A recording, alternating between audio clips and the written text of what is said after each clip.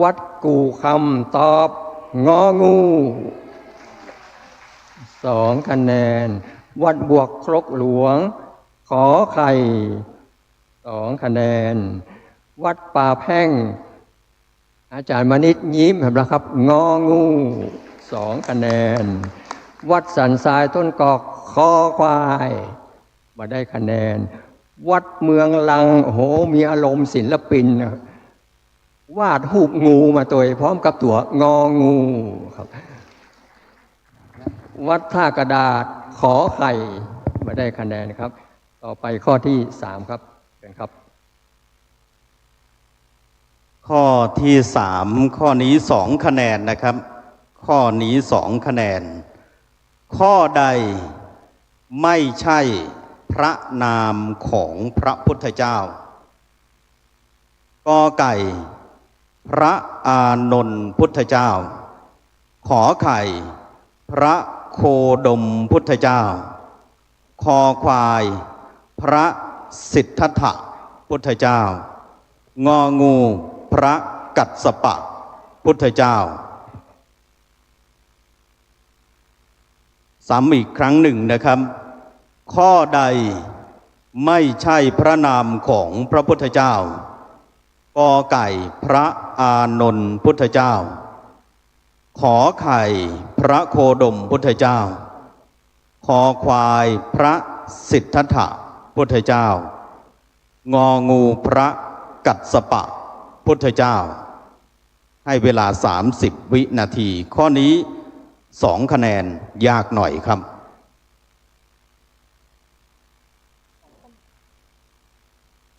มีลวงน้อยๆนะครับลงท้ายด้วยพระพุทธเจ้าความจริงพระนามของพระพุทธเจ้าเนี่ยเจ้าที่ผมค้นดูครับมีถึงเกือบ40 พระนามนะครับ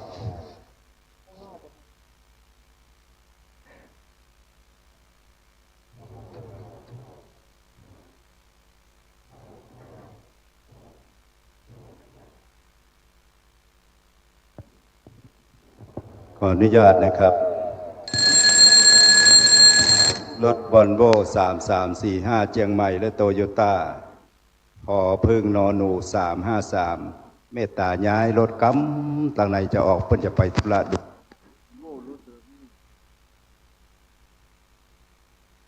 สำหรับในข้อ3นะครับพระนามของพระพุทธเจ้ามีเยอะมากนะครับแต่ว่าก็มีชื่อหลอกมานิดหนึ่งเป็นชื่อที่คุ้นเคยคำตอบที่ถูกต้องนะครับว่าข้อไหนไม่ใช่พระนามของพระพุทธเจ้า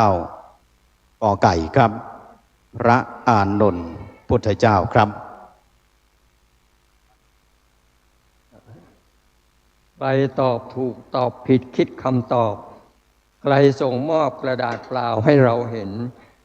ใครมีแววครองแชมป์ได้ในประเด็น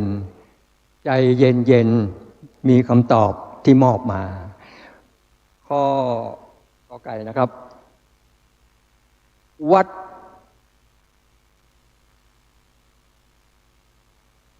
ัดกูคำตอบคอควายมาได้คะแนนนะครับวัดท่ากระดาษงองูมาได้คะแนนวัดป่าแพ่งคอควายมาได้คะแนนวัดบวกครกหลวงงองูมาได้คะแนนวัดสันทรายต้นกอกกับวัดเมืองลัง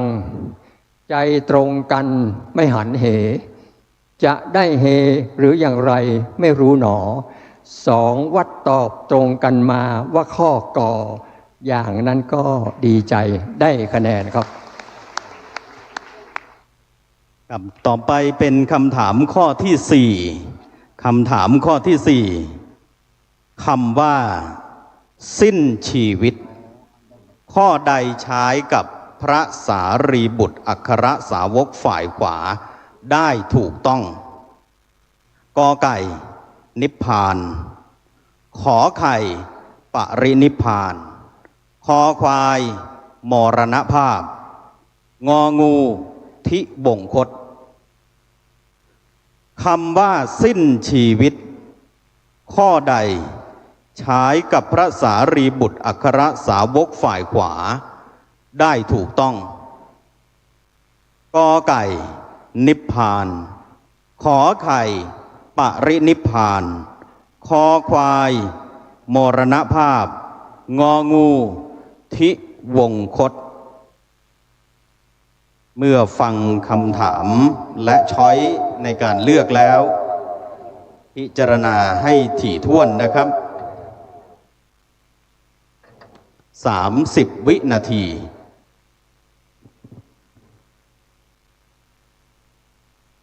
คำถามข้อนี้อาจจะมีความคลุมเครืออยู่นิดหนึ่งแต่มีข้อต่างอยู่นิดหนึ่งเหมือนกันพระสารีบุตรเป็นอัครสาวกฝ่ายขวาเป็นผู้ที่มีปัญญามากได้รับการยกย่องว่ามีปัญญามากหมดเวลาครับท่านเป็นพระภิกษุในพุทธศาสนาการเป็นพระภิกษุในพุทธศาสนาเวลาสิ้นชีวิตแล้วทั่วไปจะใช้คำว่ามรณภาพแต่ท่านเป็นอัครสาวกฝ่ายขวาเป็นพระอรหันต์เพราะฉะนั้นเมื่อท่านสิ้นชีวิตแล้วเรียกว่านิพพานกอไก่ครับ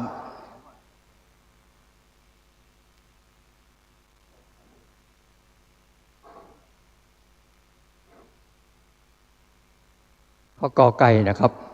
ก่อนจะเฉลยอดมาได้นึกขึ้นมาได้นะครับขอหูฟังน้อยหนึ่งใช้เวลาน้อยเดียวมาถึงครึ่งนาทีเมื่อสัก30-40 ปีมานี้นะครับในพจนานุกรมฉบับราชบดิสถานมันบอกว่าถ้าใช้คำว่าสิ้นชีวิตหมายถึงการตายโดยผิดปกติธรรมดาถ้าไผ่ตายไข้ตายป่วยตายเนี่ยเพื่อนผมใช้คำว่าสิ้นชีวิตแต่คนเขาใจคำว่าสิ้นชีวิตมาประเดี๋ยวนี้พจนานุกรมฉบับราชทานก็เลยเปิดกว้างครับใช้ได้นะครับครับวัดป่าแพ่งตอบกอไก่2 คะแนนวัดเมืองลังกอไก่2 คะแนนวัดวัดสันทรายต้นกอกงองูบ่ได้คะแนนวัดท่ากระดาษวัดกูคำวัดบวกครกหลวงใจตรงกันคอควายบ่ได้คะแนนนะครับต่อไปข้อที่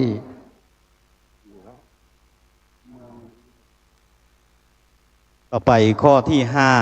5เราเข้าวัด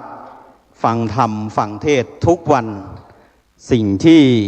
ควบคู่กับการเข้ามาฟังเทศฟังธรรมคือการกราบ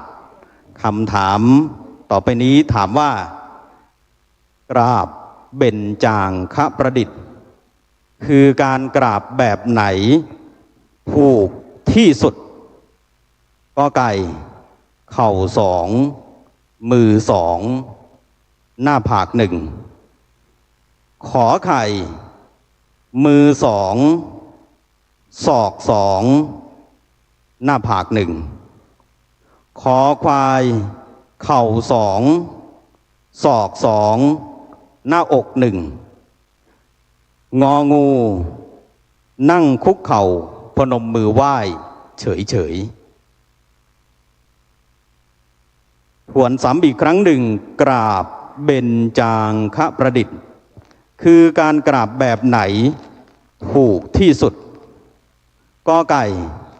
เข่า2มือ2หน้าผาก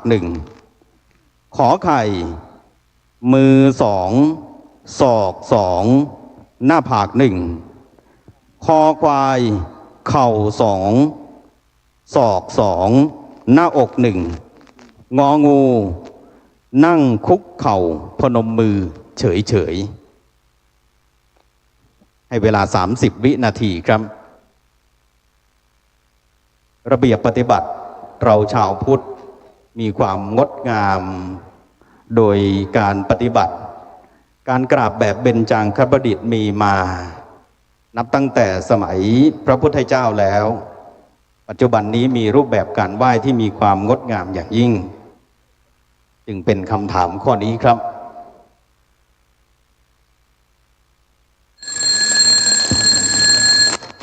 หวังเป็นอย่างยิ่งครับว่าทุกโรงเรียนจะตอบถูกและการกราบเบญจางคประดิษฐ์ที่ถูกต้องที่สุดคือ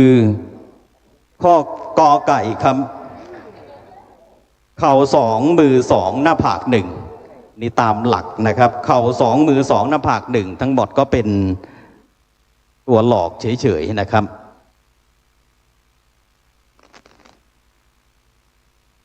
แต่ละวัดหวังไว้อยากได้แต้มเพื่อครองแชมป์วันนี้ที่แข่งขันจะสมหวังหรือไม่อย่างไรนั้น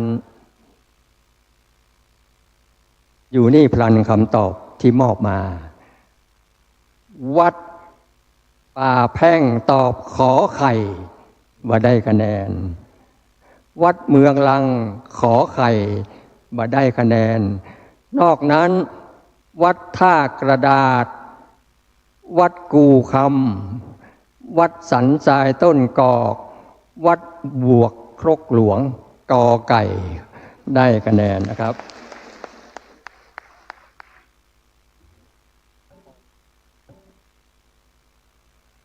ข้อที่6เกือบถึงข้อสุดท้ายแล้วนะครับ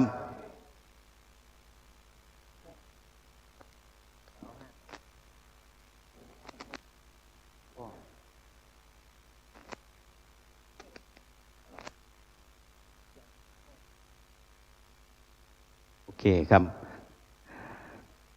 ทราบว่าให้ถาม5ข้อนะครับเกือบจะถึงข้อที่6แล้ว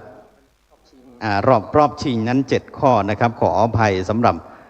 ท่านผู้ชมท่านผู้ฟังกำลังสนุกสนานกับคำถามบางทีเราก็ได้ความรู้จากคำถามเพิ่มเป็นย่าปากคอกนะครับนำมาถามเพื่อประดับความรู้แต่ถ้าเป็นหลักวิชาการจริงๆนำมาถามนี่จะยากอยู่พอสมควรครับเรียนเชิญท่านอาจารย์ถนอมศักดิ์ต่อเลยครับ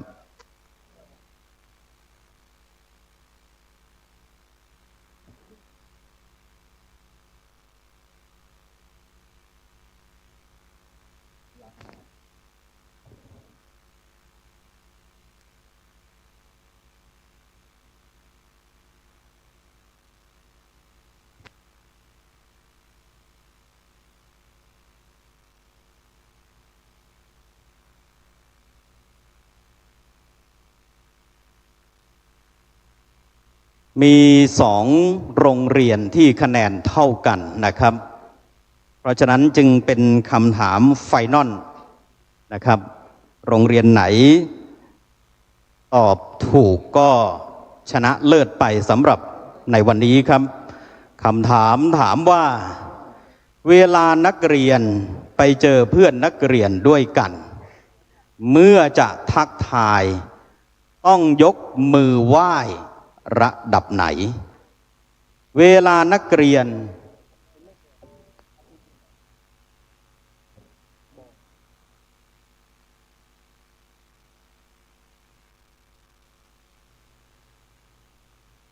นะครับมี2โรงเรียนที่คะแนนเท่ากันนะครับคือวัดป่าแพ่งกับวัดเมืองลังนะครับ2โรงเรียนนี้ตอบคำถามต่อไปนี้ครับเวลานักเรียนไปเจอเพื่อนนักเรียนด้วยกันเมื่อจะทักทายต้องยกมือไหว้ระดับไหนเวลานักเรียนไปเจอเพื่อนนักเรียนด้วยกันจะทักทายต้องยกมือไหว้ระดับไหนกอไก่ยกมือไหว้ระหว่างหน้าผากขอไข่ยกมือไหว้ระหว่างจมูกคอควายยกมือไหว้ระหว่างคางงองูยกมือไหว้ระหว่างอก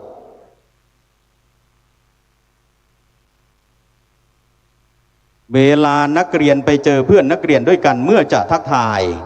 ต้องยกมือไหว้ระดับไหนกอไก่ยกมือไหว้ระหว่างหน้าผากขอไข่ยกมือไหว้ระหว่างจมูกคอควายยกมือไหว้ระหว่างคางงองูยกมือไหว้ระหว่างอกให้เวลา30วินาที2โรงเรียนนะครับวัดเมืองหลังกับวัดป่าแพ่งนะครับ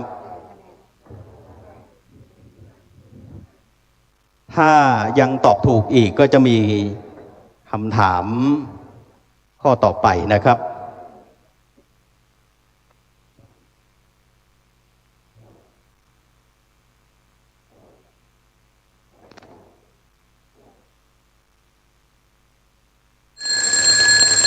หมดเวลาครับ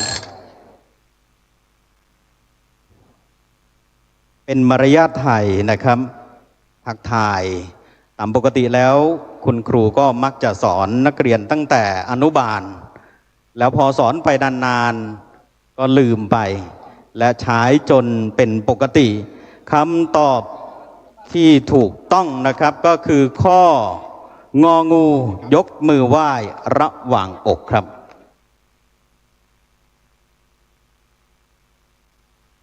วัดเมืองลังตอบงองู2 คะแนนนำไปแล้วครับ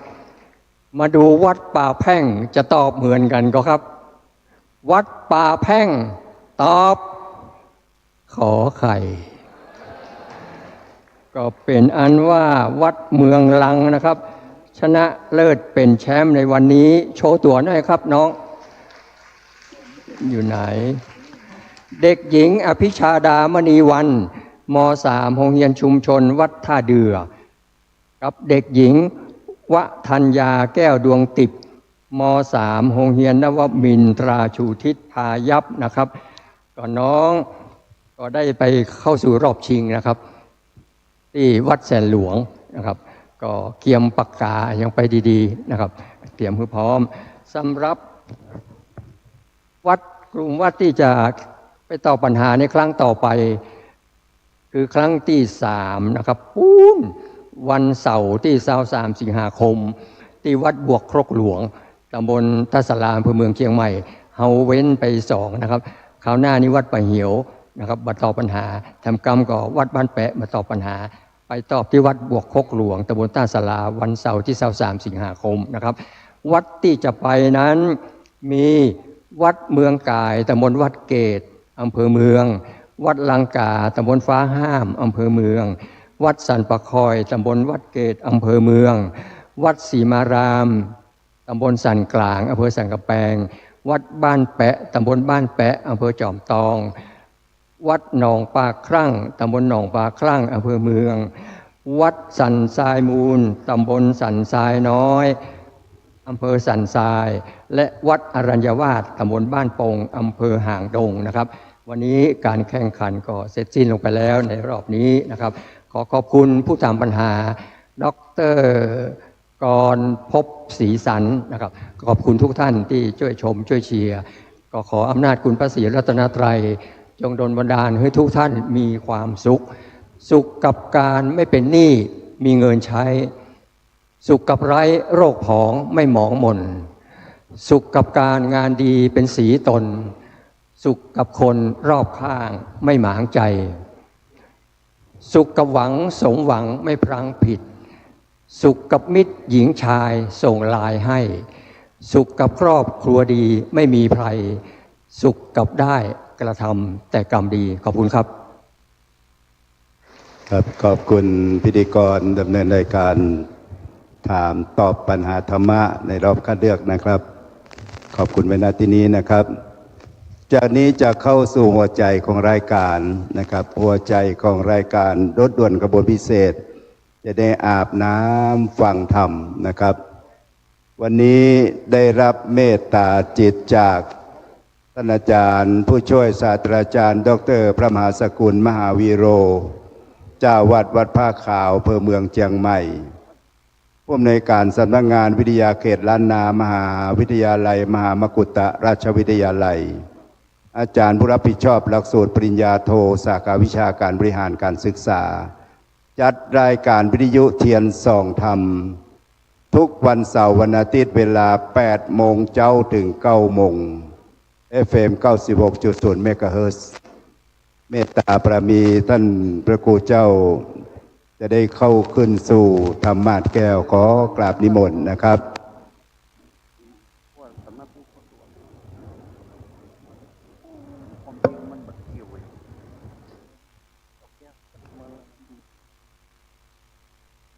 ครับเมื่อปนานมาได้ไหวได้สาท่านอาจารย์นะครับวันนี้เป็นโอกาสดีนะครับที่มาวัดบกโคกน้อยท่านผู้ช่วยศาสตราจารย์ดร.พระมหาสกุลมหาวิโรได้มาเทศนาธรรม เมื่อท่านพระคุณเจ้านั่งบนธรรมาสน์แก้วเป็นที่เรียบร้อย ขอรับเกียรติจากท่านนายกสุรพลชวนชัยสิทธิ์นายกเทศมนตรีตำบลหนองป่าครั่งคนปัจจุบันครับ ได้ประเคนผ่านข้าวตอกดอกไม้ขันขอศีลพร้อมทั้งตามเตียนส่องธรรมหน้าธรรมาสน์เรียนเชิญด้วยความเคารพครับ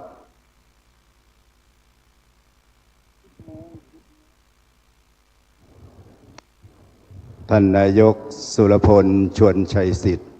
ครับนายกคนปัจจุบันนะครับจะได้ตามเตียนส่องธรรมหน้าธรรมาสน์และประเคนผ่านข้าวตอกดอกไม้ข้าวตอกดอกไม้เป็นเครื่องสักการะพระอริยสงฆ์ธูป3 ดอกปูจาพระคุณแห่งพระพุทธเจ้าคือพระวิสุทธิคุณพระปัญญาคุณและพระมหากรุณาธิคุณเทียน2 เล่มปูจาพระธรรมกับพระวินัยดอกไม้เป็นเครื่องบูชาพระสงฆ์คนเมืองนำมาเป็นขันขอศีลนะครับละเอียดอ่อนสักการะบูชาพระเถระซึ่งท่านนายกสุรพลชวนชัยสิทธิ์จะได้เข้านอบน้อมในลำดับต่อจากนี้เมื่อท่านอาจารย์ขึ้นนั่งบนธรรมาสน์เป็นที่เรียบร้อยนะครับสว่างตาด้วยแสงไฟสว่างจิตสว่างใจด้วยแสงธรรมที่ท่านพระครูเจ้าจะได้เมตตาเทศนาเป็นลำดับไปเรียนเชิญท่านนายกครับ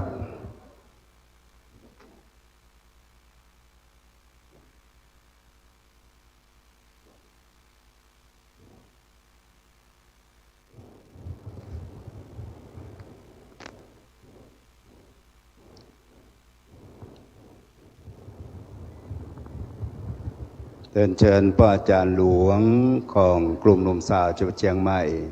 สันดุสิตชวชาติเรียนเชิญนะครับ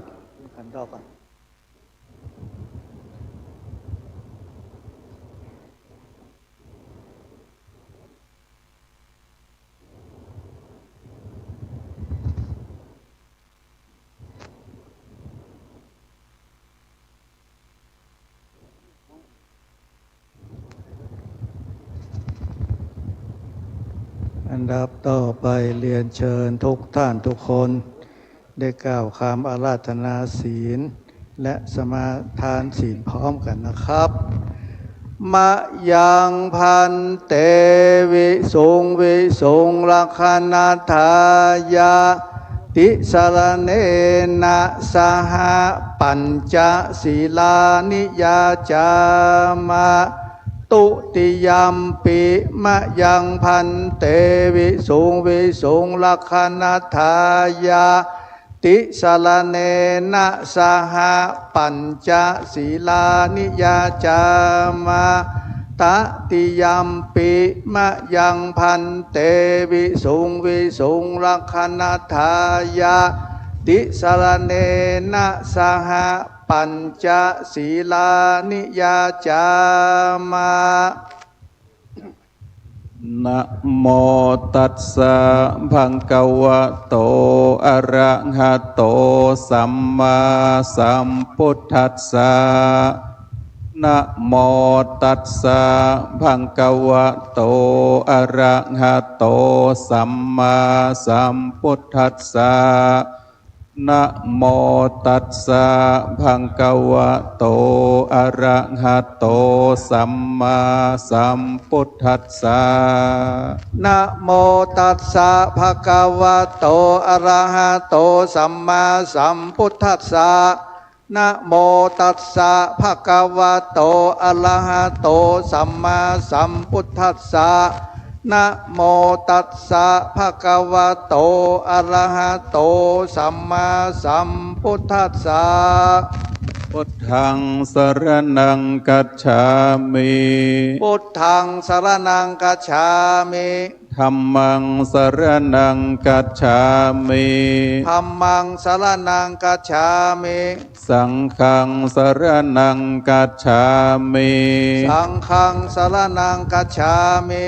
ตุติยัมปิพุทธังสรณังกัจฉามิตุติยัมปิพุทธังสรณังกัจฉามิ ตุติยามปิธัมมังสรณังกัจฉามิ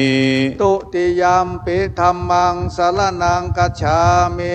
ตุติยามปิสังฆังสรณังกัจฉามิ ตุติยามปิสังฆังสรณังกัจฉามิ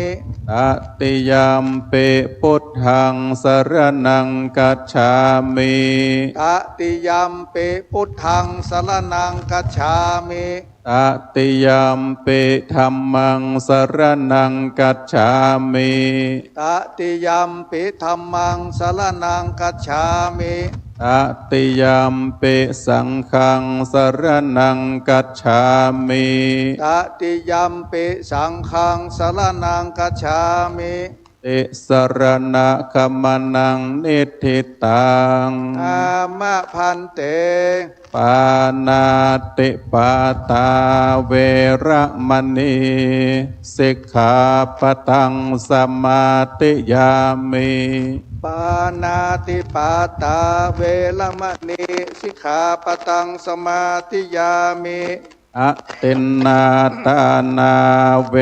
ระมณีสิกขาปะทังสมาติยามิ อตินนาตานาเวรมณีสิกขาปะทังสมาธิยามิ กาเมสุเมชฌาจาราเวระมณีสิกขาปะทังสมาติยามิ กาเมสุเมชฌาจาลาเวรมณีสิกขาปะทังสมาธิยามิ มุสาวาตาเวระมณีสิกขาปะทังสมาธิยามิ โมสาวาตาเวรมณีสิกขาปะทังสมาธิยามิ สุราเมรยมัจจะปมาทัฏฐานาเวระมณีสิกขาปะทังสมาธิยามิ สุลาเมลยะมัจจะปมาตัฏฐานาเวรมณีสิกขาปะทังสมาธิยามิ เอมาเนปัญจสิกขาปตานิสีเลนะสุขติงยันติสีเลนะโภกสัมปตาสีเลนะเนโพติงยันติตัสสมาสีลังวิโสทะเย สาธุสาธุสาธุพระมาจโลกาธิปติสหัมปติกัดอัญชเลอันทิวะลังอายาจาทะสันติทะสัตตปราจักขชาติกาเตเสตุธรรมังอนุกัมปิมังปัจจัง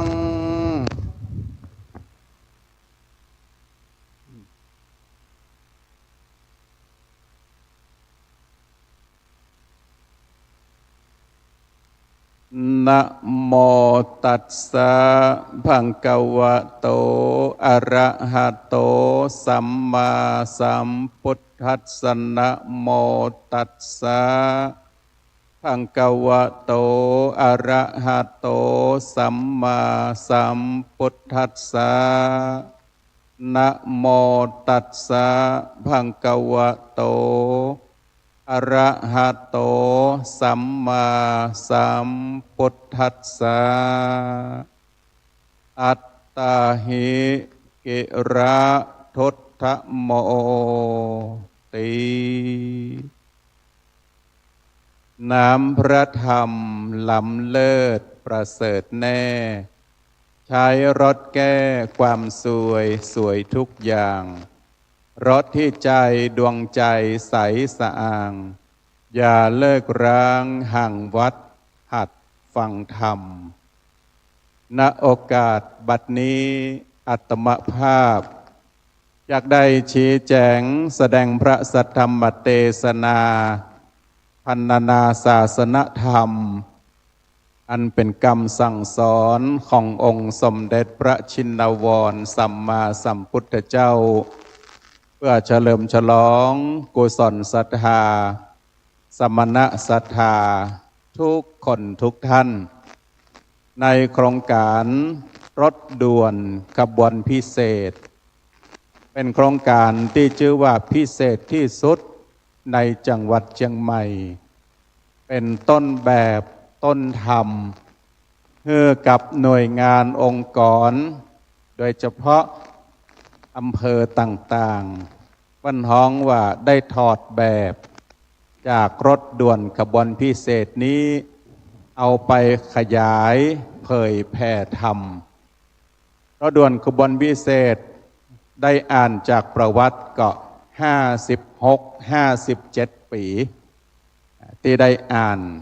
จากในหนังสือพิมพ์ก็ดีที่อาจารย์พิธีกรได้เป่าประกาศก็ดีเรียกว่ามาจอดมาย้างที่วัดบวกครกน้อยของเฮาในสถานที่ที่ผู้บริหารได้จัดไว้อย่างกว้างขวางแล้วใจกับโดมตอนแรกก็เป็นห่วงว่าแมลงมาเนี่ยหมดคึมลืมเลยนะบางปีนี่หล่นฝนหรอสถา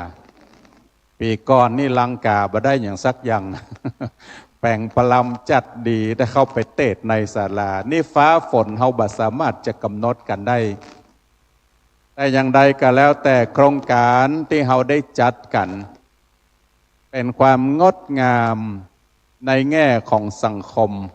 ในแง่ของวัฒนธรรมได้หันคนหลากหลายญาติโยมกลุ่มหนุ่มสาวละอ่อนได้มาตอบปัญหาอันที่จะได้ความรู้ก็ได้ไปประหาบนั่งไปก็จดไปตัวนะโดยเฉพาะท่านอาจารย์ถนอมศักดิ์เนี่ยเจ้าบทเจ้ากรจำโดยตลอดเพิ่นว่าอย่างมานี่จำเป็นต้องจดจำเพราะเฮาถือว่าเฮาอยู่ใกล้นักปราชญ์รุ่นใหม่ท่านอาจารย์ดร.กลภพศรีสันเปรียนธรรม9 ประโยคก็มาเติมความรู้ให้หมู่เฮาแถมอย่างที่บ่ได้ฟังก็ฟังนะเพิ่นว่านะที่อาจารย์เพิ่นว่าตะกี้ยังนึกแย้งในใจในน้ำมีปลาในนามีข้าวในอ่าวมีแก๊ส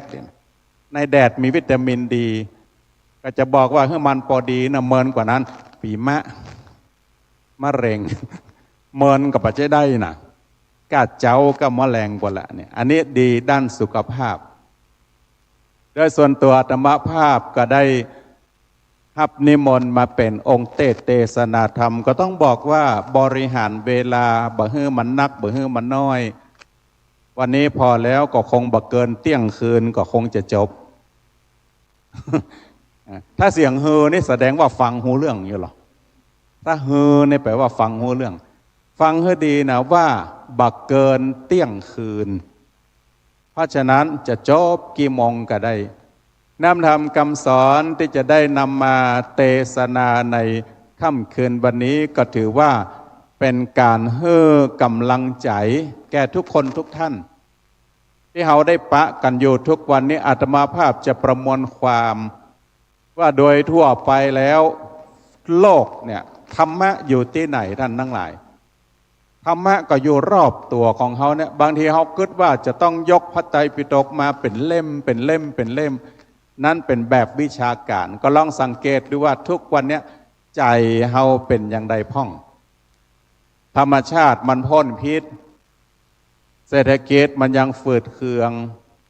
การเมืองก็ยังมีภัยจึงปาให้คนไทยเฮาตุกใจและบัจเจตุกธรรมดานะต่อถ้าผ่ายตอบอันนี้ได้จะมีรางวัลให้ยาดมมือ2อยู่ในย่ามนะตอบในใจนะตุกแต่นะสดาในฐานะเป็นตัวเจ้าในฐานะเป็นศรัทธาญาติโยมลองสังเกตเดือนกรกฎาคมที่ผ่านมาก็จะต้องบอกว่าเจอเหตุการณ์แทบจะเซแทบจะสุดกันหมดเลยอาตมาภาพเพื่อชื่อฉายาว่ากรกฎาพาเศร้าต้นเดือนเจอเรื่องตัวเจ้ากับสีกาบ่โอ้ก็บ่ได้เนาะอันนี้คือของจริงแต่ก็หลายคนเนี่ยถามโอ้จะไปที่นี่ระวังงั้นอันนั้นมาเนอะอันน่ะสีกาที่ดังๆนั่นน่ะโอ้อันนั้นบ่แม้ ทำไมบอกมา เพราะว่าคนที่มาเนี่ยอันนั้นเป็นพญามารแต่คนที่มาเป็นเทวบุตรเทวดามาในข่วงกุมนุ่มสาวนี่เทวบุตรเทวดาทั้งนั้นมารเข้ามาได้ต้นเดือนเจอเรื่องนี้กลางเดือนเจอวิภาปาน้ำท่วมเมืองแต่หรอกว่าเมืองน่านเจียงไฮ้เดือดร้อนก็หนึ่งเจียงใหม่เฮาก็ถือว่าเป็นพี่เป็นน้องเดียวกันช่วยครัวพ่องปลายเดือนทำมาเจออย่างแถมปลายเดือนมาเจอความแค้นเคืองกับเรื่องดินแดนก็ยังมาแล้วมาหายกันได้นะนี่แล้วถามว่าเราจะมานั่งฟังเทศน์ฟังธรรมอยู่อย่างเป็นสุขได้อย่างไรเพราะตึงบอลเข้าใจคำว่ามาอาบน้ำฟังธรรมอันนี้จริงวันนี้อาตมาภาพได้เกียมมา2แบบว่ามันจะตกตาไผ่วันนี้นะเป็นว่าวันนี้อาราธนาตกมาที่พ่ออาจารย์ดุสิตเป็นแบบไทยเพราะมาจะโลกาก็เลยต้องเทศบรรยายวันนี้ถ้าเป็นพ่ออาจารย์นันอาจได้ใส่กาบเขาจะใส่กาบเตรียมทำเมืองมาด้วยนะแต่งเองว่าเองนักเลงพออีหรอเสียดายว่าอาจารย์พ่ออาจารย์อาจบัดได้ใจเสียงเพราะฉะนั้นอาตมาขอเก็บไว้เป็นความลับจะบัดเทศเพราะแต่งมาเรียบร้อยเป็นซอยแบบพื้นเมืองอันนี้เป็นเรื่องใหม่เลยแต่บัดเทศวันนี้จึงขอเอาเนื้อความว่าคนเฮาเนี่ยณสถานการณ์บัดเดียวเดี๋ยวนี้ต้องเกิดว่าธรรมะจะช่วยอย่างเฮาได้แต่บัดแต่ท่านทั้งหลายมันจะไปอยู่ที่ไหนล่ะถ้าบ่อั้นคนเนี่ยรุ่นใหม่ที่ไปพอในเรื่องราวบางคนน่ะบ่เอาละศาสนาบ่ไว้ละแต่มีอยู่เรื่องหนึ่งที่อาตมาภาพจากการที่ได้อ่านและทำความเข้าใจกับพระมหาเถระรูปหนึ่งท่านได้ให้ข้อคิดและบัดใจก้าหมู่เฮานะได้ถวายได้ในหลวงตัวว่าในสถานการณ์ปัจจุบันเนี่ยเพิ่นบอกว่าพุทธบริษัท4มีภิกษุภิกษุณีอุบาสกอุบาสิกาพระมหาเถระรูปนี้ก็คือสมเด็จพุทธโฆษาจารย์หลวงพ่อปอประยุตโตว่าถ้าในยุคใดพระสงฆ์ได้เกิดการเพลี่ยงพล้ำก็จะไปใจเสียนักเพราะเฮายังมีอุบาสกอุบาสิกาพุทธศาสนาตั้งไว้ด้วย4 เสาเฮาท่านทั้งหลายเป็นเจ้าของมดเสมอเหมือนกันมีหน้าที่ในการบำรุงรักษากันว่าถ้าขาเก้าอี้มันเวิ้งไปขาหนึ่งก็จะไปซ้ำเติมกันณวันนี้จึงต้องบอกว่าเฮาจำเป็นจะต้องฝึกฝนแล้วก็ยิ่งต้องใจคำสอนของพระพุทธเจ้าเนี่ยเอามาน้อมนำเป็นข้อประพฤติปฏิบัติเพราะบางสิ่งบางอย่างเวลาเกิดปัญหาอยู่ที่ไหนบ่ฮู้แล้วเขาก็โวยวายกันบ่สามารถจะใจอย่างกันได้เรื่องบางเรื่องอยู่ไกลตัวเขามากโดยบ่ฮู้อันอย่าง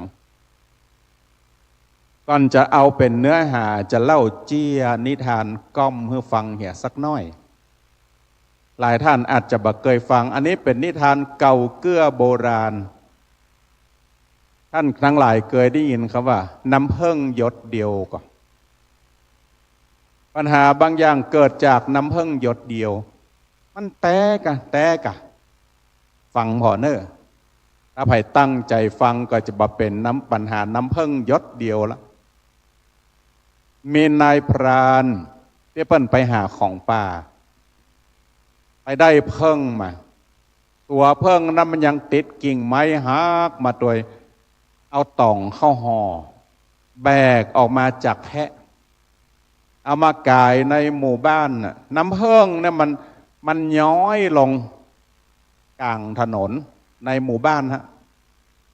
น้ำผึ้งมันย้อยลงแล้วมันเป็นที่หอมหวานแมงวีก็เข้าไปตอมอันแมงมาแล้วบ่แว่มาแล้วมันก็ไปกวนไปคุยกับอย่างสัตว์บ้านตังใต้นี่มีแมวหันแมงกับแววเข้าไปมันจะติแล้วหรอมันถึงเป็นนิสัยเป็นจะอันนะเข้าไปติจะเอาจนได้พอแมวออกมาบ้านตังเหนือ ว่าเลี้ยงหมาหันแมวออกมา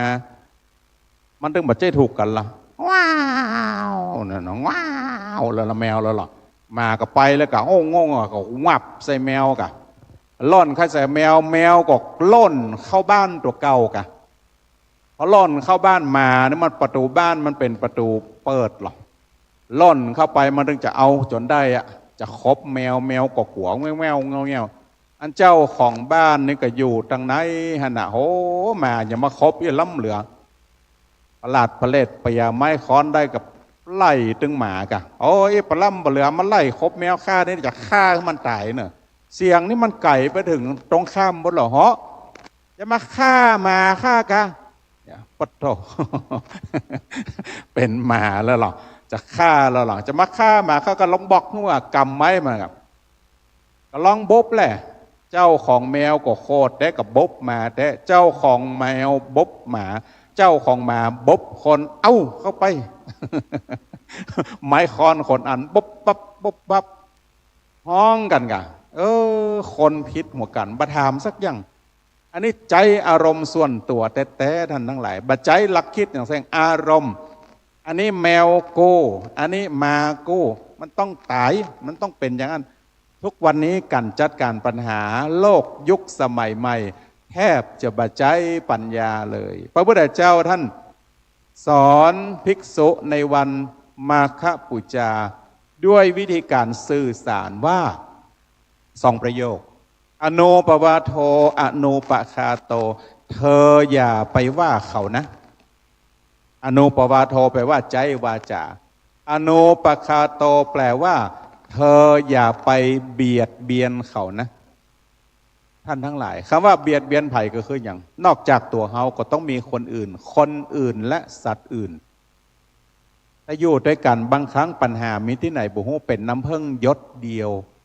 ว่ากันบุหูจักเสี่ยงจักซ้ำในฐานะเฮาเป็นชาวพุทธจึงต้องดึงสติกลับมาถ้าสติมาปัญญาเกิดถ้าสติเตลิดมันก็จะเกิดปัญหาและด้วยธรรมะมันจะต้องไหลไปตามกระแสโลกป้อนห้องเอียงตามโลกคล้อยตามธรรมท่านทั้งหลายหูก็ว่าตอนนี้อธรรมและธรรมะอยู่ในไหนอยู่ในมือของหมู่เฮาทุกคนจริงหรือไม่ข่าวดีข่าวหายอยู่ในโทรศัพท์หมดทุกอย่างแล้วสิ่งที่มันเกิดขึ้นคือการเสวยอารมณ์โดยที่ไม่มีการควบคุมเอาธรรมะมาใจได้อย่างใดท่านทั้งหลายอาตมาภาพจึงขึ้นพุทธสุภาษิตว่าอัตตาหิกิระทุตถโมได้ยินว่าตนแลฝึกได้ยากในบรรดาของในโลกนี้สิ่งสารสัตว์ปันอยู่แพะอยู่ป่าจ้างก็เอามาแสดงเอามาฝึกเตะฟุตบอลก็ได้ที่แม่ลิมแล้วเขียนแผ่วหูพ่นขายกันนะใบเป็นหมื่นเป็นแสนจ้างก็ฝึกได้ลิงก็อยู่ที่แม่ลิมฮะก็ฝึกนะเอามาเล่นเป็นละครลิงงูบ่ได้ก็เอามาฝึกได้แต่ฝึกบ่ได้แล้วยากที่สุดในโลกนี้คือตัวเราถึงวันนี้มันกลายเป็นว่าเนี่ยสอนคนอื่นมันสอนง่ายนะอัตหับเตศเนี่ยอัตหับกึดแล้วก็สอนตัวเก่านะเล่าว่าอ๋อพระพุทธเจ้าท่านมุ่งหมายอย่างนี้เพราะทำไมมันจึงยากเพราะธรรมชาติของจิตของคนเฮาเนี่ยมันรับอารมณ์มันคิดตลอดอย่างในพระบาลีอภิธรรมท่านวิเคราะห์ว่าจินเตติติจิตตังอารัมมนังวิชานาติอัตโถเพราะธรรมชาติของจิตที่รู้ว่าคิดเนี่ยคือการรับอารมณ์คือการรู้อารมณ์ถ้าเฮาอยากจะอยู่ดีมีสุขวันนี้ก็จะขอเทศนาบรรยายประมาณ2 ข้อ 3 ข้ออันนี้ยังไม่ได้เทศนะกำลังเล่าให้ฟัง พ่อน้องว่าprefix นะเป็น preface นะคำนำก่อนนะก็กำลังแก้หัก9 โมงป่ายเนี่ยไปฟังอย่างเขาเนาะตะกี้ฟังปัญหาเพื่อนก็ไปดีม่วนแล้วเราจะสอนอย่างใดจะควบคุมอย่างใดท่านทั้งหลายสิ่งที่อยากจะให้มีประโยชน์กับโลกยุคใหม่เพราะโลกยุคใหม่มันไปกับมือถือตะวอแต่แวมันจะต้องมีการฝึกและควบคุมประการแรก ควบคุมวาจาไม่ให้เป็นพิษควบคุมวาจาไม่ให้เป็นพิษวาจาคือกำอู้ถ้าออกจากปากก็คือกำอู้แต่ถ้าออกจากนิ้วคือพิมพ์บางคนเก่งอยู่ในโลกออนไลน์ระวังจะไปเดียวดายอยู่หน้าบัลลังก์การคอมเมนต์ร้ายๆมันคือการเรียกหมายสารมาสู่ตัวก็เรื่องอย่างหมูของไผ่หมูเกิดพับบ้านพบเมืองนี่นะพิมพ์ไปแล้วล่ะแม่นละกูถึงว่าละเอาละคำเดียวมันมีคำหมายนะวันนี้ได้สังเกตว่ารอบนี้บ่มีนักกฎหมายเนาะที่เปิ้นมาโอ้ก็เตือจะมีมาโอ้หรอก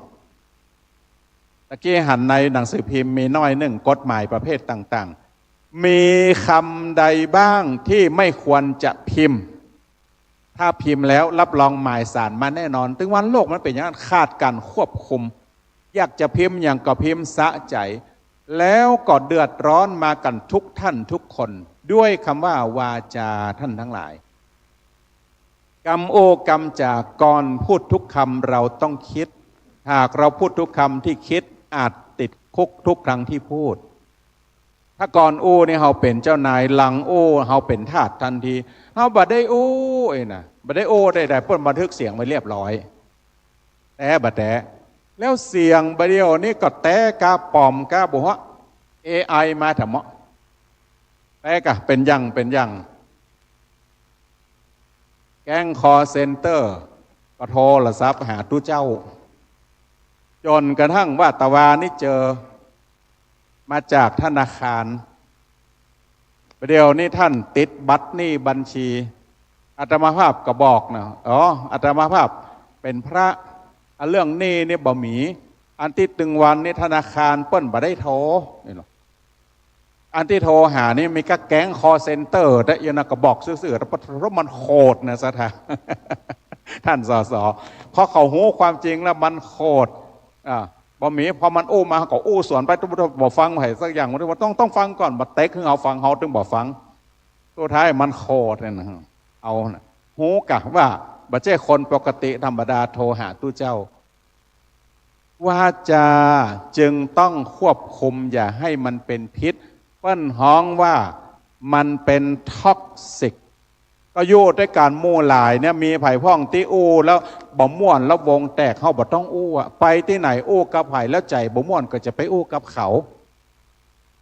ข้านี่ตึงใกล้เขาขนาดนะขี้คันอยู่ใกล้นะขี้คันได้ยินก็ไปใกล้เขาเนี่ยหยังให้เขเฮือไปอู้กับไผ่ใจบดีบ่ต้องอู้ไปคบกับไผ่ใจปิ๊กมาปิ๊กบดีบ่ต้องไปคบตาพ่ออย่างแล้วมันบ่ม่วนใจก็จะไปพ่อมันถ้าควบคุมอย่างนี้ได้วาจาบ่ออกไปแน่นอนท่านทั้งหลายต้องควบคุมวาจาไม่ให้เป็นพิษประการที่สองต้องควบคุมความคิดไม่ให้ขื่นขมตรงเนี้ยหมายถึงใจของเราแล้วก็ลามไปถึงข้อที่สามว่าต้องควบคุมอารมณ์ไม่ให้เพลิดเพลินมันไปด้วยกันนะคำว่าความคิดหรือจิตเนี่ยถ้าบ่ได้ควบคุมถ้าบ่ได้ฝึกมันเนี่ยรับรองว่าหลายคนจะพลาดจากวิชานี้ไปในก็มาเทศนาธรรมวันนี้เวลามันยังบ่เกินเลยขอทุกท่านว่าจะเพื่อควบคุมความคิดควบคุมจะใดขอเชิญเอามือวางที่ตักเอาวางอันพัดลมมือถือแม่ก่อนนอนแม่นอ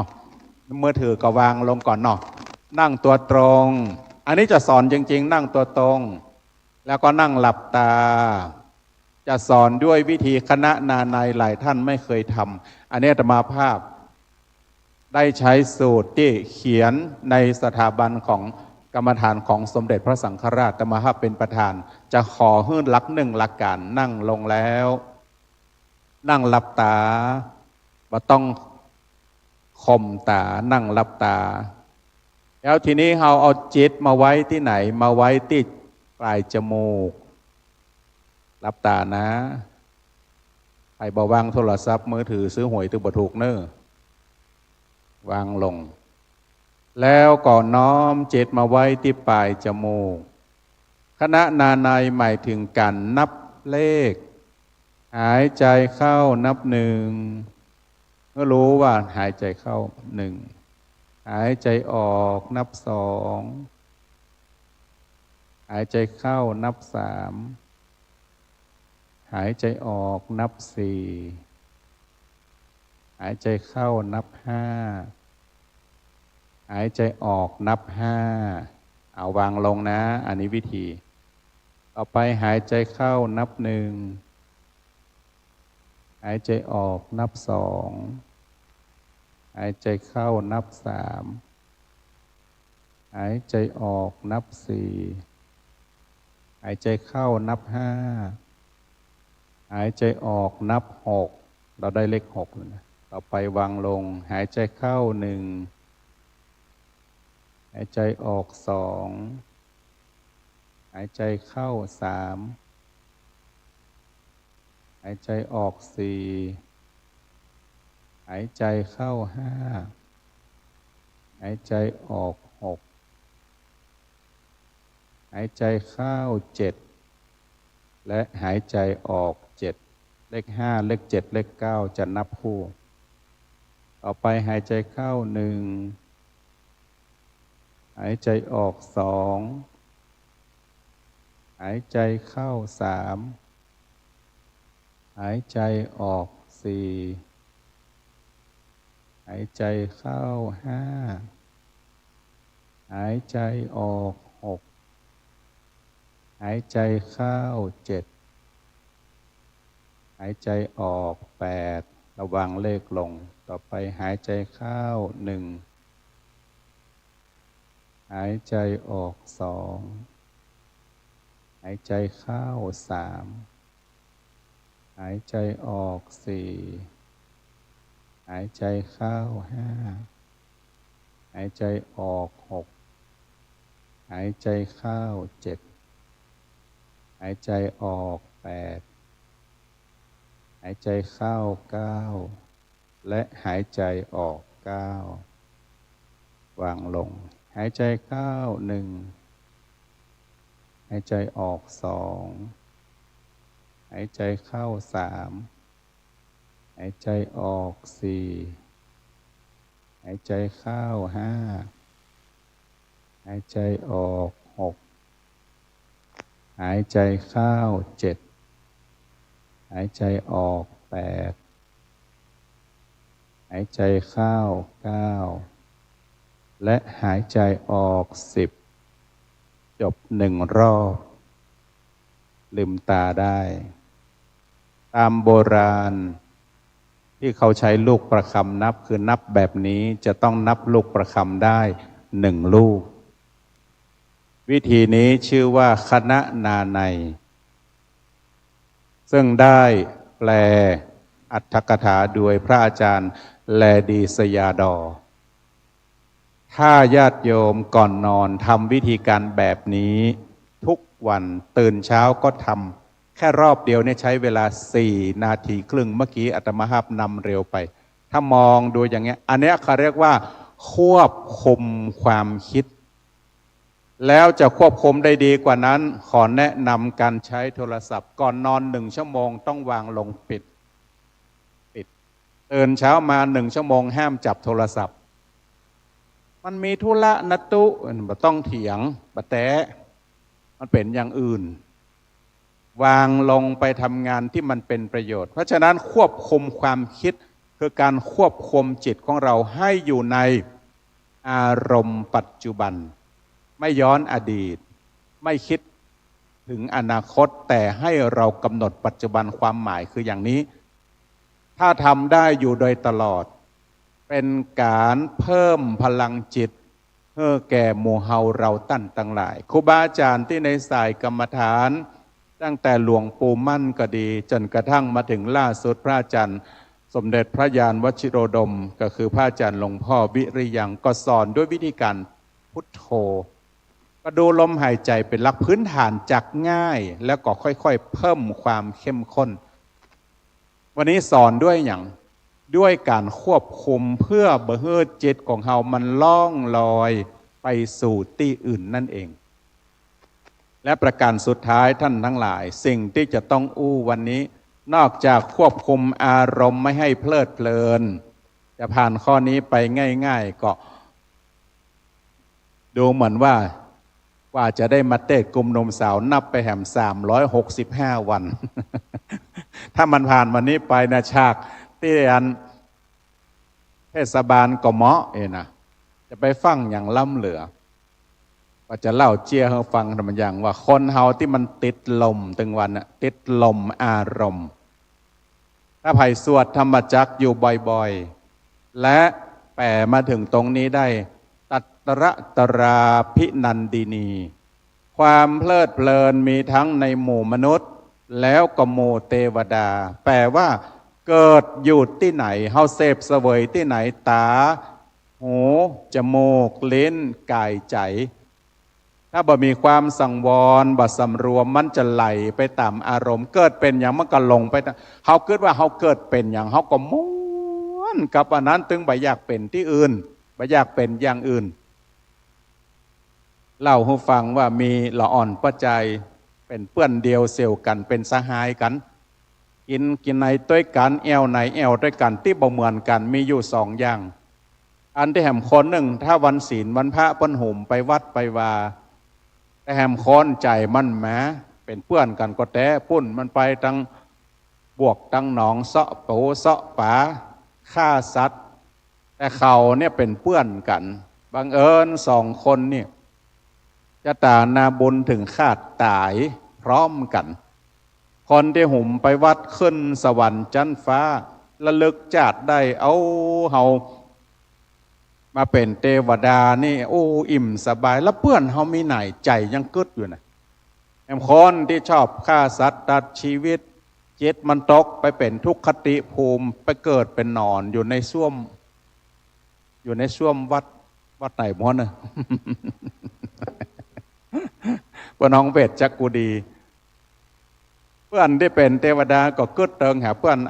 เพื่อนเฮาอยู่ในนั้นเลงตาติบพอปัดท่อ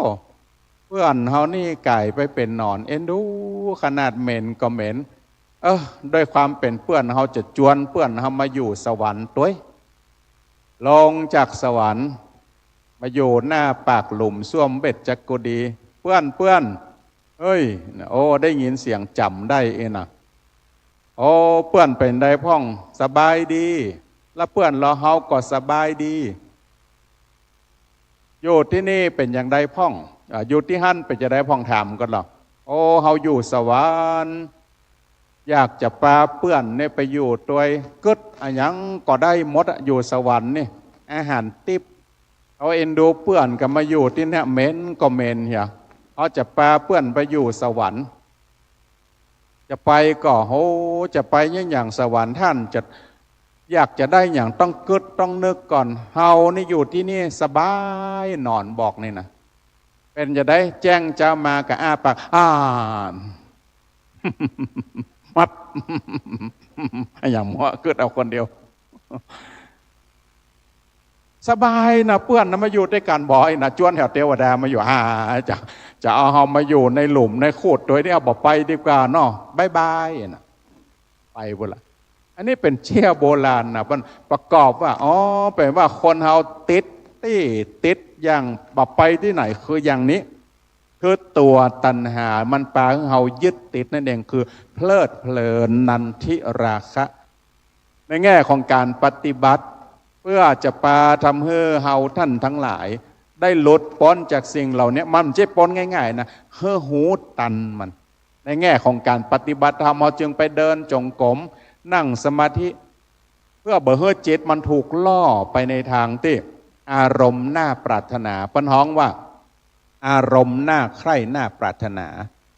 นี่ถ้าเป็นการควบคุมจะทำให้จิตมันจุ่มมันเย็นขึ้นและข้อสุดท้ายควบคุมเงินไม่ให้เดือดร้อนเดี๋ยวนี้เดือดร้อนมาแถววงการตู้เจ้าพระพุทธปัญหาสปะอย่างน้ำเพิ่งหยดเดียวอยู่ที่ไหนบุหเดี๋ยวนี้ปากันตึงโมนี่นั่งกันบัดติตี้นะปีหน้าพระสงฆ์ในประเทศไทยก็จะเหลือประมาณ1,500 ตนนะจะบอกฮับสมัครเจ้าอาวาสใหม่สถาเพราะอะไรอย่างเพราะว่าสิ่งที่มันเกิดขึ้นมันเป็นโลกยุคใหม่แต่ธรรมะของพระพุทธเจ้าเนี่ย ถึงจะเป็นธรรมเก่าแต่ก็ยังใหม่เสมอเพราะฉะนั้นไผ่หูแล้วเนี่ยมีอยู่อย่างหนึ่งคือว่าต้องน้อมนำมาประพฤติปฏิบัติแล้วธรรมะนั้นจะเป๊กมาปกป้องคุ้มครองตัวเก่าพระเจ้าท่านจึงสอนนะว่าจริงๆแล้วในศาสนาของเราเปิ้งตัวเก่าเป็นอันมากเป็นศาสนาแห่งการประพฤติปฏิบัติฝึกที่ดีที่สุดไม่ใช่ฝึกคนอื่นแต่ฝึกกายฝึกใจของเราเนี่ยเพื่อมีความมั่นคงแล้วถ้าจะต้องฝึกไปตลอดชีวิตก็ฝากไว้เป็น3ประโยคเพื่อแก่เราท่านทั้งหลายได้ฟังว่าเราจะต้องฝึกการให้ทานด้วยความเคยชินเวลามีเรื่องราวอันใดก็ตามที่เราสามารถจะช่วยเหลือได้หรือการให้ทานหรือบริจาคกันไปอาตมาภาพก็เกือบจะแทบจะวันเว้นวันเหมือนกันท่านทั้งหลายอันแต่พ่องปอมพ่องฮอกกบโหวันนี้โหคิงหน่อยวันนี้มีไผ่เจอพ่องกบโหเนอะสมาคมตั้งชาวน่านเพื่อมาเดินเอกสารแต่ว่าบอกค่อยน่าเชื่อถือแต่ใดโซ่หัวจักคนที่ตั้งปุ้นโอนสตางค์ไปช่วยเปิ้นยังจะง่ายกว่ามาขอความช่วยเหลือบ่เจ้ว่าเฮาบ่ช่วยนะช่วยแต่ต้องพินิจพิเคราะห์ให้ดีให้ทานด้วยความเคยชินต้องฝึกการรักษาศีลด้วยความตั้งใจนี่คือรูปแบบของครูบาอาจารย์ตั้งแต่อดีตจนกระทั่งปัจจุบันแบบพระองค์ว่ามีอยู่ในเจียงใหม่ของเฮาอย่างงดงามจากขอศีลก็ต้องแปลงขันดอกไม้ขอศีลมาขอแปลว่าต้องสมาทานด้วยความตั้งมั่นนอกจากฝึกศีลด้วยความตั้งมั่นฝึกการภาวนา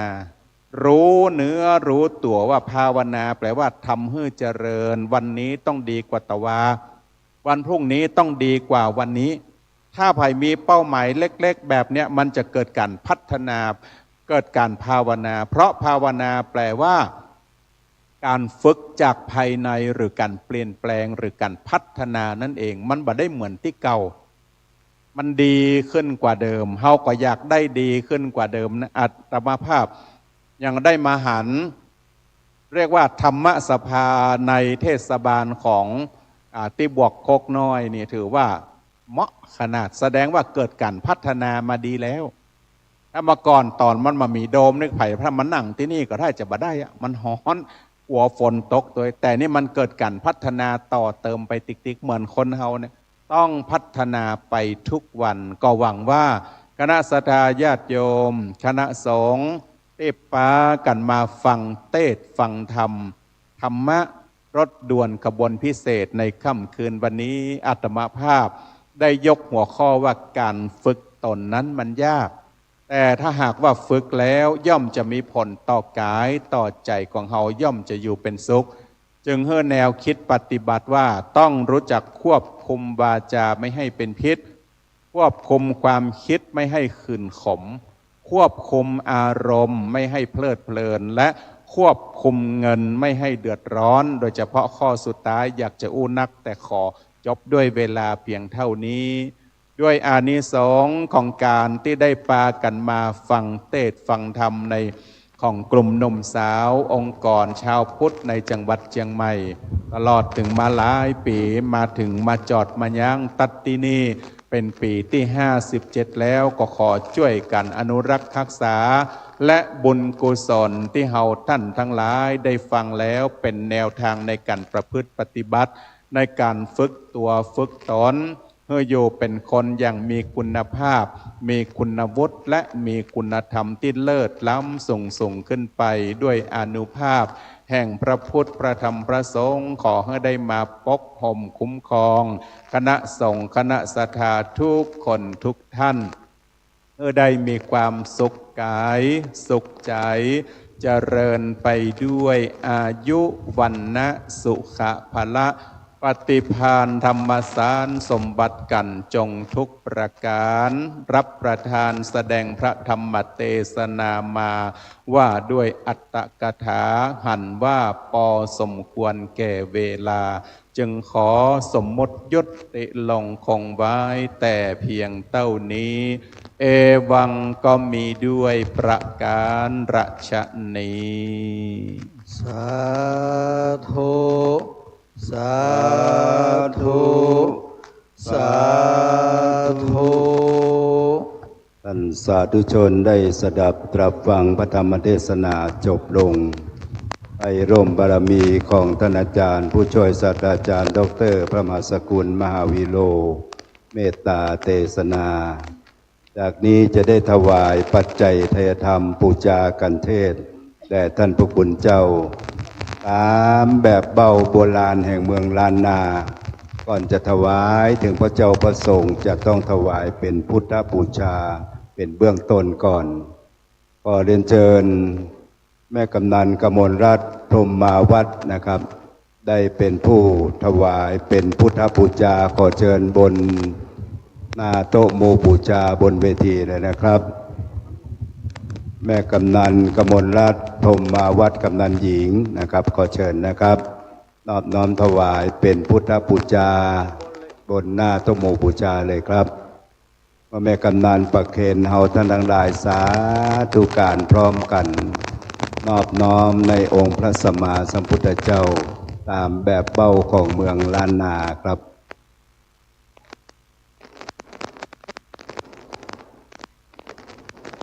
สาธุสาธุสาธุแม่กำนันจะกลับนั่งที่รับรองสำหรับปัจจัยทายธรรมปูจากันเทศกันพิเศษกันนี้ก็เรียนเชิญคุณวรรณาเลิศเกียรติดำรงนะครับแม่บ้านของท่านสมคิดได้นอบน้อมถวายท่านเป็นเจ้าภาพตัวเองนะครับถวายเองนะครับก็เรียนเชิญครับนอบน้อมถวายปัจจัยทายธรรมปูจากันเทศท่านผู้ช่วยศาสตราจารย์ดร.พระมหาสกุลมหาวิโรที่ได้เมตตาเทศนาธรรมกันพิเศษกันนี้ขอเรียนเชิญครับท่านเป็นรัตนมหาอุบาสิกาของหนองปลาข้างเมืองเชียงใหม่เฮานะครับ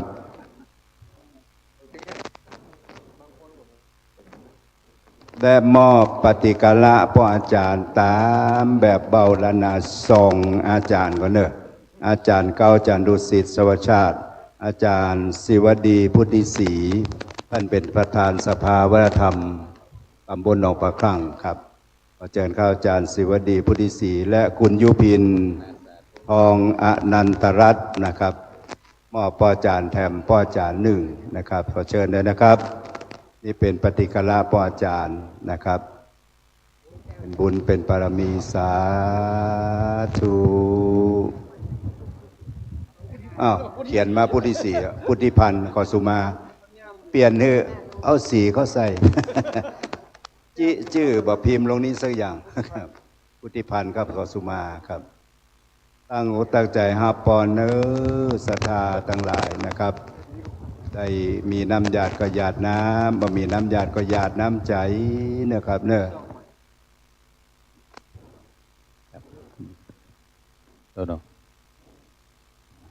วันนี้นอกจากได้ฟังเทศธรรมได้น้อมนำให้คณะศรัทธาที่ได้หลักปฏิบัติที่อาตมาภาพนำอยู่ตะกี้อยู่ในหนังสือชื่อว่าอานาปานทีปณีของพระอาจารย์ไลดีสยาดออาตมาภาพได้อ่านได้ค้นคว้าแล้วก็วิจัยนี่เป็นหลักที่ง่ายเป็นขั้นพื้นฐานแรกแล้วสู่ต่อไปจะต้องนำไปสู่อนุพันธนาในแล้วก็ถาปนาในกว่าจะจิตตั้งมั่นถ้าใครสนใจธรรมภาพก็นำปฏิบัติอยู่ที่วัดทุกๆครั้งไหว้พระสวดมนต์เจ้าเย็นสอนพระภิกษุสามเณรและตลอดถึงนักท่องเที่ยวที่มาจากต่างประเทศวันนั้นก็มาจากประเทศอิตาลีเพิ่นมาหันเขานั่งทำสมาธิปัญหามทำอย่างเป็นที่น่าสนใจขนาดไม่ต้องกลัวว่าพุทธศาสนาจะหายไปไหนมันจะค่อยๆไหลไปตามปัญญาชนเกาะฝากกับคณะศรัทธาไว้ตัวเอาละจะได้ตั้งใจฮับปอนในใต้ของกันเทศพร้อมกันเนอ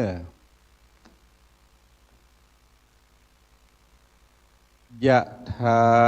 วาริวหาปุราปาริปุเรนติสาคารังเอวะเมวะอิโตทินังเปตานังอุปกัปปติอิชิตังปัฏฐิตังตุมหังคิปะเมวะสมิจฉตุสัพเพปุเรนตุสังกัปปะจันโทปนนะระโสยะถา มณิโชติระโสยะถาสัพพิติโยวิวัชชันตุสัพพะโรโควินัสสตุมาเตภวัตวันตรายโยสุขีติคายุโกภวะอภิวาทนาสีลิสนิจจังพุทธาปจายโนจัตตารโอธรรมาวัฏันติอายุวันโนสุขังปะลัง สาธุสาธุสาธุ กล่าวในนามของรถด่วนขบวนพิเศษกราบขอบพระคุณอนุโมทนาสาธุการในเมตตาธรรมของท่านอาจารย์ท่านผู้ช่วยศาสตราจารย์ดร.พระมหาสกุลมาวีโรที่ได้โปรดเมตตาเทศนาธรรมกันพิเศษกันนี้กราบขอบพระคุณเป็นอย่างสูงนะครับวัดที่มีรายนามต่อไปนี้9 วัด10 วัดส่งผู้แทนมาอยู่ตั้งหน้านะครับเพื่อง่ายต่อการรับรางวัลมีวัดป่าเหววัดบกโคกหลวงวัดแม่แก้ดน้อยวัดป่าเหวบกโคกหลวงแม่แก้ดน้อยชื่อวัดใดออกกี่เตื้อเอาส่งมาตามนั้นออก3 เตื้อก็ส่งมา3 คนออก2 เตื้อก็ส่งมา2 คนวิเวกมณารามสันทรายมูลเมืองอย่างไรเมืองกายนะครับเมืองกายนะครับแล้วก็บ้านแปะนะครับไก่ที่สุดส่งผู้แทนอยู่ทางหน้านะครับ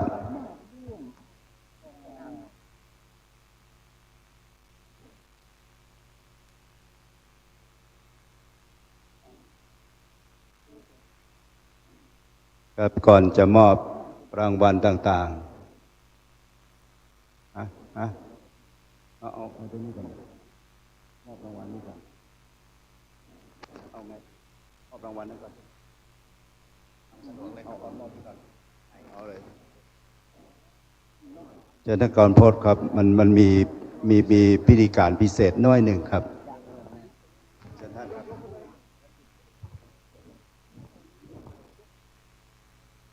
มอบไปยังไม่ได้อันนี้มอบ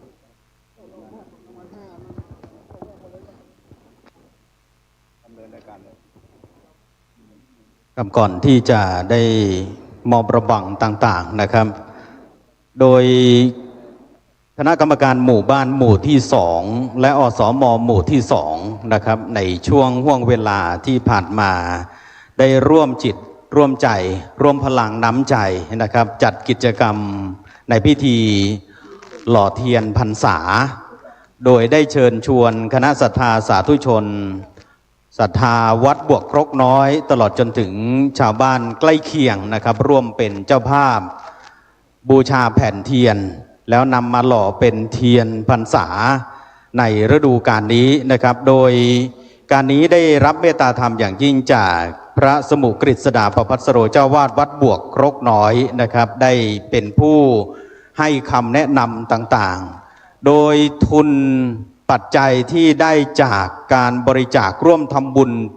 แผ่นเทียนในปีนี้จะมอบให้กับจะมอบแบ่งออกเป็น2 ส่วนนะครับส่วนที่1ก็คือเป็นกองทุนยาแล้วส่วนที่2ก็จะมอบให้กับผู้ยากไร้ชาวบ้านหมู่ที่2นะครับโดยก่อนที่จะรับมอบนี้ขอรับเมตตารัตนาท่านพระครูสมุกฤษดาประภัสสโรเจ้าวาดวัดบวกครกน้อยได้เป็นผู้แทนของคณะศรัทธาสาธุชนทุกท่านของกรรมการหมู่บ้านและอสม.เป็นผู้มอบนะครับขอกราบอาราธนาครับ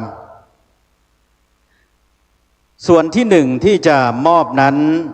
มอบให้กับโรงพยาบาลเทศบาลตำบลหนองป่าครั่งจำนวนเงิน 15,000 บาทโอกาสนี้ขอเรียนเชิญท่านสมคิดเลิศเกียรติดำรงประธานสภาเทศบาลตำบลหนองป่าครั่งเป็นผู้รับมอบครับ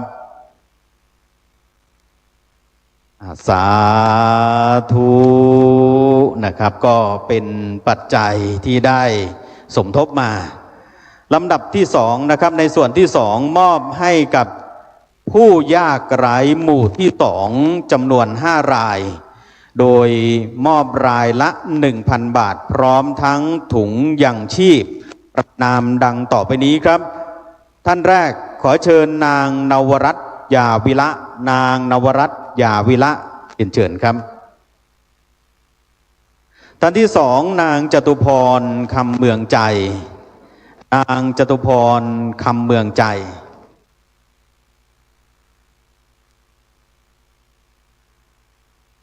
อาจจะต้องมีผู้ช่วยยกนะครับท่านที่สามนางทองคำบุญศรีนางทองคำบุญศรี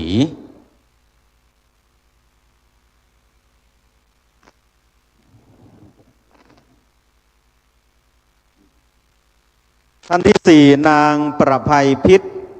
คันธพรนางประภัยพิษ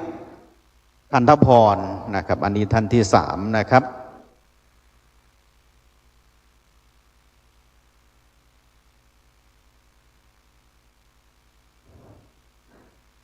และท่านสุดท้ายนายดวงจันทร์โปธานายดวงจันทร์โปธานะครับเพราะฉะนั้นกิจกรรมครั้งต่อไปของคณะกรรมการหมู่ที่สองและอสมหมู่ที่สองได้จัดขึ้นนะครับก็แจ้งให้กับบรรดาเราคณะศรัทธาสาธุชนร่วมกันสนับสนุนซึ่งก็เรียกว่าเป็นทุนสนับสนุนให้กำลังใจในการดำรงชีพต่อไปนะครับกราบขอบพระคุณในเมตตาธรรมของท่านพระสมุกฤษดาประภัสสโรเจ้าวาดวัดบวกครกน้อยเป็นผู้แทนในการมอบครับครับขออนุโมทนาสาธุการนะครับขอบพระคุณคุณท่านดร.ก่อนพบนะครับจากนี้จะเป็นพิธีมอบรางวัลตอบปัญหาธรรมะนะครับขอรับเกียรติจากคุณวรรณาเลิศเกียรติดำรงเป็นผู้มอบนะครับขอเรียนเชิญสำหรับผู้ชนะเลิศวันนี้ทราบกันแล้วนะครับคือวัดเมืองลังครับขอเชิญเด็กหญิงพิชาดามณีวันเด็กหญิงวันทยาแก้วดวงทิพย์นี่ชนะเลิศจะไปชิงชนะเลิศที่วัดเวลุวันนะครับตำบลยางเนิงอำเภอสระพีนะครับ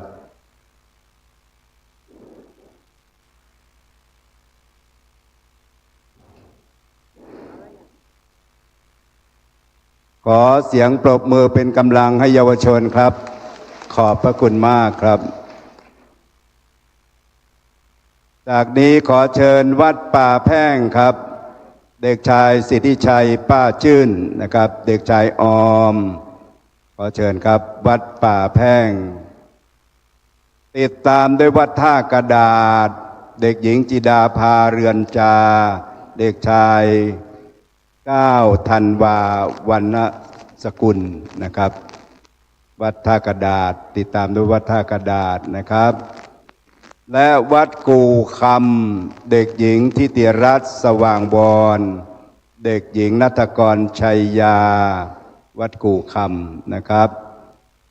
ติดตามด้วยวัดสันทรายต้นกอกเด็กหญิงจันทาฉัตรสกุลนะครับและเด็กหญิงอรนุชมคสันทรายต้นกอกนะครับตามลำดับรับรางวัลพร้อมเกียรติบัตรนะครับวัดบวกโคกหลวง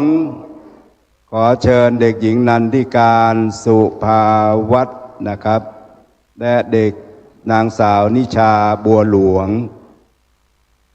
วัดบวกโคกหลวงนะครับวัดเมืองลางจะได้ไปชิงชนะเลิศในศิลป์รองสุดท้ายที่วัดเวลุวันตำบลยางเนิงนะครับสารพีไปชิงที่สารพี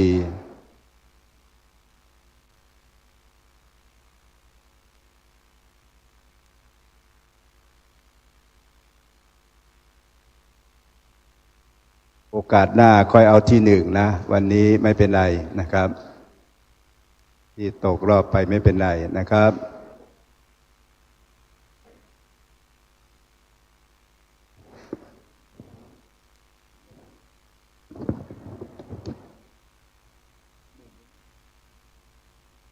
ครับขอ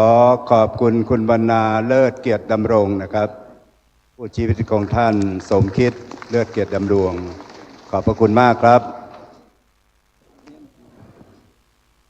ต่อไปมอบรางวัล มาหลายที่สุดนะครับมาหลายที่สุดวันนี้ขอรับเกียรติจากท่านสท.วารินทร์มณีสว่างครับเป็นผู้มอบครับขอเรียนเชิญครับท่านสท.วารินทร์มณีสว่างมาหลายที่สุดวันนี้ชนะที่หนึ่งได้แก่วัดป่าเหวสันกำแพงเราจะได้ไปวัดป่าเหววันศีลหน้านะครับเป็นวันถวายพระพรตวยนะครับวันแม่แห่งชาติจัดวันแม่แห่งชาติตวยนะครับที่วัดป่าเหวที่สองได้แก่วัดบวกครกหลวงตำบลต้าสลามาหลายที่สุดครับที่สามได้แก่วัดแม่แก้ดน้อยตำบลป่าไผ่อำเภอสันทรายเชิญครับรับรางวัลจากท่านสท.วารินทร์มณีสว่างครับป่าเหวบวกครกหลวงแม่แก้ดน้อยนะครับนี่มาหลายที่สุดนะครับแม่แก้ดน้อยมาหรือยังมาแล้วนะครับขอบคุณท่านสท.วารินทร์มณีสว่างครับจากนี้ขอรับเกียรติจากท่านสท.ศิรินาถขจรเดชชัยกุลได้มอบรางวัลมาเป็นระเบียบเรียบร้อยชนะที่หนึ่งได้แก่วัดป่าเหวสันกำแพงอีกแล้วครับป่าเหวสันกำแพงเป็นระเบียบเรียบร้อยมาหลายแล้วก็ให้เป็นระเบียบด้วยนะครับขอเชิญครับป่าเหวสันกำแพงมาเป็นระเบียบเรียบร้อยชนะที่หนึ่งชนะที่สองวัดบวกครกหลวงท่าศาลาเมืองเชียงใหม่วัดบวกครกหลวงขอเชิญครับและที่สามวัดแม่แก้ดน้อยป่าไผ่สันทรายนะครับรางวัลไปค่อนดังพุทธนะครับตังสันทรายนะครับป่าเหวบวกครกหลวงแม่แก้ดน้อยป่าไผ่สันทรายรับรางวัลจากท่านสท.ศิรินาถขจรเดชชัยกุลนะครับกับนี้เป็นมาเป็นระเบียบเรียบร้อยป่าเหวบวกโคกหลวงแม่แก้ดน้อยครับเป็นแม่แก้ดน้อยขอบคุณท่านสท.ศิรินาถขจรเดชชัยกุลนะครับต่อไปพัฒนาสมาชิกนะครับขอรับเกียรติจากคุณเอกสิทธิ์ปินตาเลขาของท่านนายกเทศมนตรีหนองปากคลั่งมอบรางวัลนี้นะครับเชิญท่านครับพัฒนาสมาชิกที่หนึ่งได้แก่วัดวิเวกวนารามอย่างไปค้อนผู้เห็นหมดนะครับวิเวกวนารามหนองหานนะครับขอเชิญครับวิเวกที่สองได้แก่วัดสันทรายมูลตำบลสันทรายน้อยอำเภอสันทรายครับพัฒนาสมาชิกนี่มานักขึ้นเพิ่มขึ้นทำสถิตินะครับวัดสันทรายมูลตำบลสันทรายน้อยวัดรองเจ้าคณะอำเภอนะครับและรางวัลที่สามได้แก่วัดเมืองกายตำบลวัดเกตนะครับเมืองที่เปิ้นบ่แว่เมืองกายนะครับเชิญครับวัดเมืองกายอยู่ไหนเมืองกายมาแล้วนะครับกำลังมาเพื่อนั่งไก่แปลงใจให้มันเย็นเหมือนอากาศวันนี้นะครับวิเวกวนารามสันทรายมูลเมืองกายนะครับมาแล้วพี่น้องเมืองกายครับรับรางวัลเลยครับรับรางวัลเลยครับพี่น้องเมืองกาย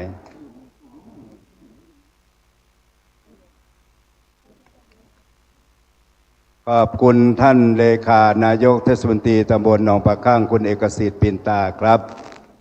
มาไกลที่สุดวันนี้นะครับขอรับเกียรติจากท่านสท.ไพรินทร์อุ่นจิตนะครับมอบรางวัลมาไกลที่สุดวันนี้ได้แก่วัดบ้านแปะตำบลบ้านแปะอำเภอจอมตองวัดหลวงพ่อท่านพระครูสุจิตปัญญารัตน์เจ้าคณะอำเภอจอมตองนะครับวันที่ใดเราจะได้ไปบ้านแปะครับ17อีกครับ17สิงหาเป็นรายการปกตินะครับรายการปกติที่วัดบ้านแปะมีตอบปัญหาตัวนะครับไปกันเนอร์บ้านแปะเปิ้นบรรละบอกกว้างเฮานะครับมาตลอด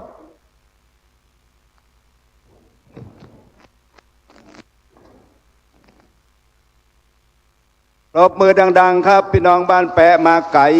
จะได้รับกี่โมงกี่ยามบ่ฮู้นะครับ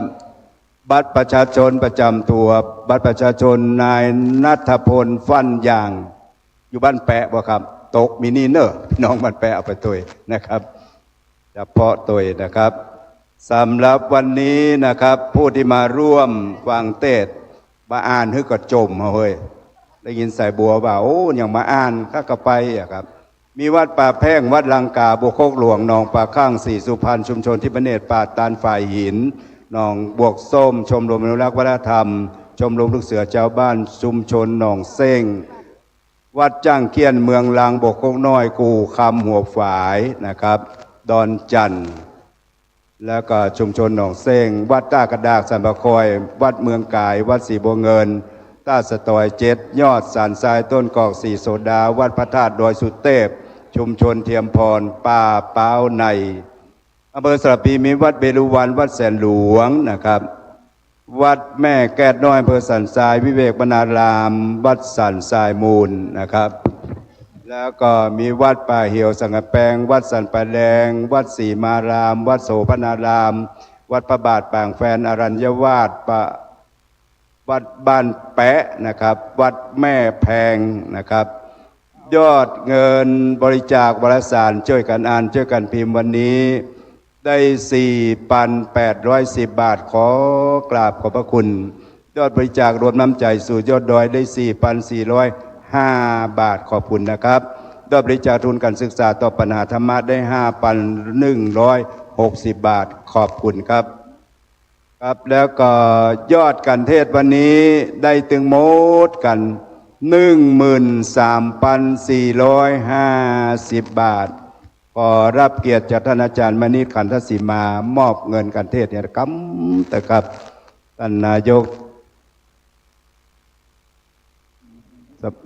ยุวพุทธิกสมาคมนะครับประธานกิติมศักดิ์ผู้กำกับรายการอาจารย์มณิษฐ์จะนั่งเหมือนจะเงารับขอลูกให้กำนะครับมอบเงินการเทศถึงหมดนะครับ 13,450 บาทเชิญคุณศิรินทิพย์ชาวนะนะครับรับมอบเงินการเทศครับประธานกลุ่มสาววัดบวกโคกน้อยครับคุณศิรินทิพย์ชาวนะขอเชิญนะครับเชิญครับเชิญครับเอ้าเงินการเทศมีไหน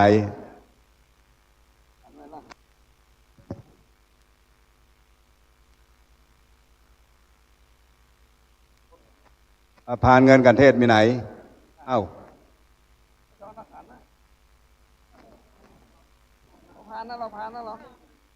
มอบอย่างใดน่ะเอาไปทำงานกันพ้องกรรมการทำงานกันพ้อง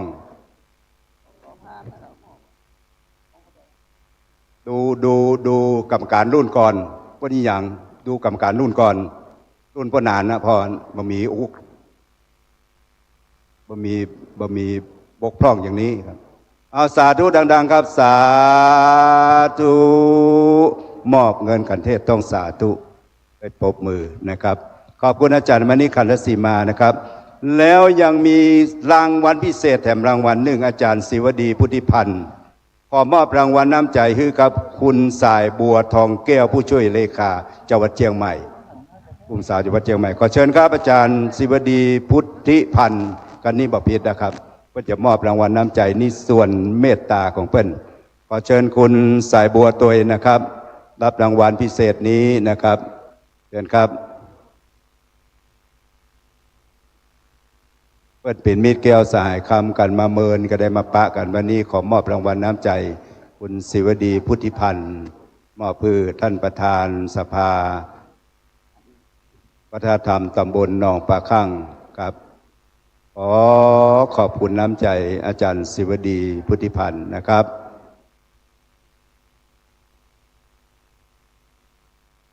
และสุดท้ายของสุดท้ายท่านนายกสุรพลชวนชัยสิทธิ์นะครับจะได้กล่าวขอบคุณท่านผู้มีเกียรติขอเรียนเชิญท่านครับที่โพเดียมเลยครับท่านนายกครับกล่าวขอบคุณท่านผู้มีเกียรติครับ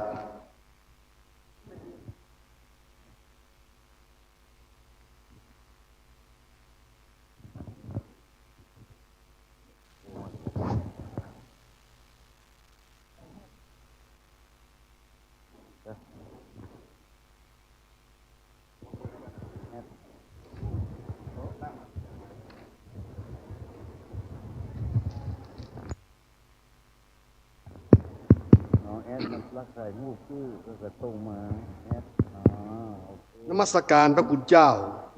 พระครูวิทิตศาสนพรรองเจ้าคณะอำเภอเมืองเชียงใหม่และพระเถระทุกรูปสวัสดีท่านผู้เข้าร่วมกิจกรรมรถด่วนขบวนพิเศษทุกท่านกับผมนายสุรพลชัยสิทธิ์นายกเทศมนตรีตำบลหนองปะคั่งและคณะศรัทธาวัดบกคกน้อยขอพระคุณพระเดชพระคุณเจ้าพระเถระและพระภิกษุสามเณรทุกรูปคณะกรรมการกลุ่มหนุ่มสาวจังหวัดเชียงใหม่และคณะศรัทธาวัดต่างๆเป็นอย่างยิ่งที่ได้มาร่วมกิจกรรมณวัดบกคกน้อยแห่งนี้ผมขอชื่นชมผู้ที่เกี่ยวข้องทุกท่านที่ได้จัดกิจกรรมดีๆแบบนี้ให้กับชาวพุทธในจังหวัดเชียงใหม่และขอบพระคุณชาวพุทธทุกท่านที่ได้ช่วยกันสนับสนุนกิจกรรมดีๆนี้เพื่อเป็นการแสดงออกถึงการมีส่วนร่วมในการเผยแผ่พุทธศาสนาของเราในครั้งนี้การจัดกิจกรรมในครั้งนี้หากมีสิ่งใดขาดตกบกพร่องในทุกๆด้านผมต้องขออภัยจากทุกท่านมาณโอกาสนี้หากกิจกรรมคืนนี้มีส่วนดีผมขอมอบสิ่งดีๆเหล่านี้ให้กับทุกท่านและขอให้ทุกท่านเดินทางกลับถึงบ้านโดยสวัสดิภาพขอบพระคุณอีกครั้งหนึ่งครับสวัสดีครับ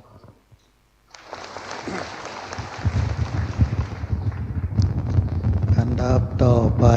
เป็นการเจริญสมาธิภาวนาเพื่อให้การกระทำปั้มเป่งบุญของเฮาทั้งหลายครบ3ประการคือ1การให้ทาน2การรักษาศีลและ3การเจริญสมาธิภาวนาขอเรียนเชิญทุกท่านนั่งทำกายให้ตรงดำรงสติให้มั่นมือขวาทับมือซ้ายวางไว้บนตักกำหนดลมหายใจเข้าออกให้สม่ำเสมอบริกรรมภาวนาในขณะหายใจเข้าออกว่าพุทโธหรือยุบหนอปองหนอหรือสัมมาระหังตามแนวทางสมาธิที่ท่านทั้งหลายได้เคยประพฤติปฏิบัติมาเพื่อสมควรแก่เวลาขอเรียนเชิญทุกท่านทุกคนณกาลบัดนี้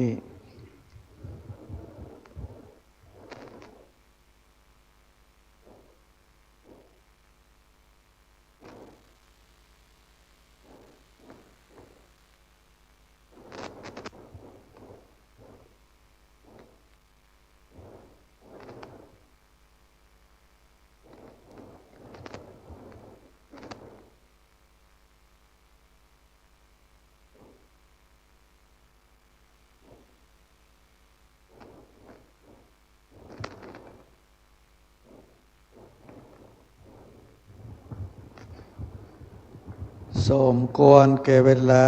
ร่วมกันกล่าวคำปณิธานกำแผ่เมตตาวันตาพร้อมกันนะครับอิตังตานากัมมังเนปานาปัจจายโยโหนตุโนนิจังอิตังศีลกัมมังเนปานาปัจจายโยโหนตุโนนิจังอิตังภาวนากัมมังเนปานาปัจจายโยโหนตุโนนิจังยังกินจิกุสลังกัตตปังคัมมังสัพเพหิกาเตหิกาตังปุญญังโนอนุโมทันตุสุนันตุพนโตเยเทวาอัสสมิงทาเนอธิกาตาธิคายุกาสัตตาโหนตุสัพพสัตตานังสุขีอัตตานังปาลิหาลันตุมาตาปิตาสุขิตาโหนตุทุกขปามุนจันตุสัพเพยาตาขาสุขิตาโหนตุทุกขปามุนจันตุสัพเพอายาตา กาสุตาหนตุทุกขปามุนจันโตสัพเปปิสาสัพเปยัคขาสัพเปเปตาสุขิตาหนตุทุกขปามุนจันโตสัพเปนักขัตตาสุขิตาหนตุทุกขปามุนจันโตสัพเปเทวาสุขิตาหนตุทุกขปามุนจันโตสัพเพอาจาริโยปัสสายาสุขิตาหนตุทุกขปามุนจันโตสัพพสัมปทินังสามินจันตุโวพุทโธมังคลาสัมพุทโธพุทโธติปาตุตตโมพุทธมังคละมาคัมมาสัพพะทุกขาปะมุนจะเลธัมโมมังคละสัมพุทโธคัมภิโลตุตัสโสอานุงธัมมะมังคละมาคัมมาสัพพะพยามุนจะเลสังโฆมังคละสัมพุทโธตักขินายโยโนตาโลสังฆมังคละมาคัมมาสัพพะโลกาปะมุนจะเลวันตาเมพุทธังสัพพะเมโตสังฆมาทะเมพันเตวันตาเมธัมมังสัพพะเมโตสังฆมาทะเมพันเตวันตาเมสังฆังสัพพะเมโตสังฆมาทะเมพันเทวันตาเมกาโลอุปาชายาจาริเยปัมเมโตสังฆามาทะเมพันเตวันตาเมขามมาทานังสัพพังเมสังฆามาทะเมพันเตวันตาเมอาลาเมปัฏฐาสีมายังสัพพังเมโตสังฆามาทะเมปันเตวันตามิเจติยังปังสัพพะทาเนโสปาติทิตาสะเลลาธาตุมหาโพธิพุทธาลูปังสักกาลังสัตตานาคะโลเกเตวะโลเกพระมะโลเกจมปูทิเปลังกาทิเปสะลีลาธาตุโยเกสาธาตุโยอะละหันตาธาตุโยเจติยังคันธาคุติงจตุลาสิติสหัสเสธัมมะขันเตสัพเพสัมปาตาเจติยังอหังวันตามิสัพพะโสวันตามิพันเตสัพพังอัปปาราทังคามาทะเมพันเตมยากาทังปุญญังสามินาอนุโมทิตัพปังสามินากาทังปุญญังไมหังตาตัพปังสาธุสาธุอนุโมทามิ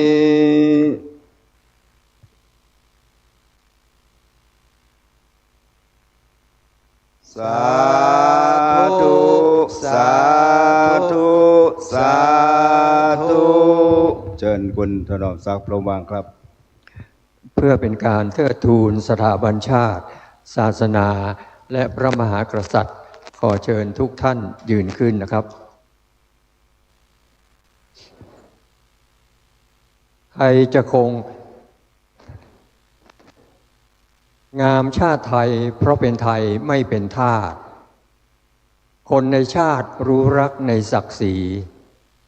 งามพระศาสนาอยู่คู่ทานทีเพราะเรามีรักธรรมพระสัมมางามพระมหากษัตริย์ผูกมัดจิตพศพิษราชธรรมบำเพ็ญกล้ากลุ่มหนุ่มสาวเชียงใหม่ไม่รอรา3สถาบันประเสริฐขอเทิดทูนทั้งหมดต้องสวัสดิ์คำนับพระคุณเจ้า